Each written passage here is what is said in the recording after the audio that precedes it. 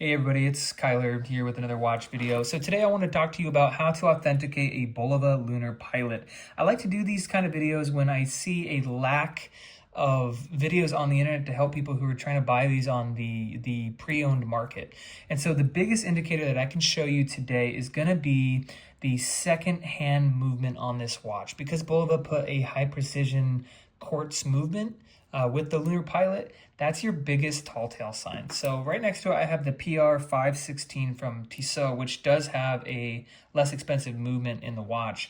And I'm gonna show you side by side what to look for. So if you go ahead and activate the chronograph, pay attention to that second hand. You see how it almost mimics a mechanical watch, where it has several instances per second, where the less expensive quartz movement is a single movement per second.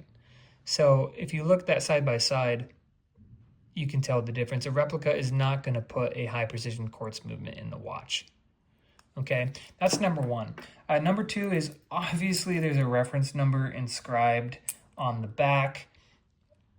Here you can see, in this case, it's the 998A305. That is in reference to the white dial Lunar Pilot. Check for that. Another thing is if it's the metal bracelet, quick disconnects right here, that's a big indicator that's common with knockoffs and counterfeits, is they don't typically include that into the piece.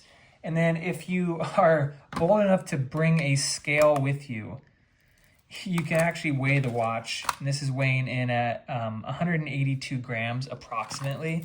Obviously, there's other links, and if you have the fabric strap, that's going to make things different. And then always pay attention, get this thing up close and look at the logo. Is it centered? Is it crisp? It should be crisp. And then in this case, it says the indicator on the chronograph, the 262 indicator. So make sure that you just take a couple minutes, look at the photos, and make sure that all the inscriptions are on the watch. Of course, on the Caseback, you have the Apollo 15 reference.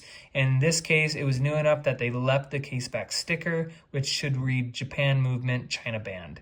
That's normal. That's what it should say. So if you pile all those together, you should be able to authenticate the watch. Some brands like Tissot, I know they do serial numbers, so you can look into that as well if the seller is willing to give you that information beforehand.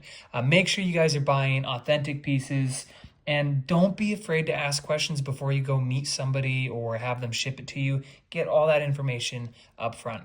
Thanks again for watching. Till next time.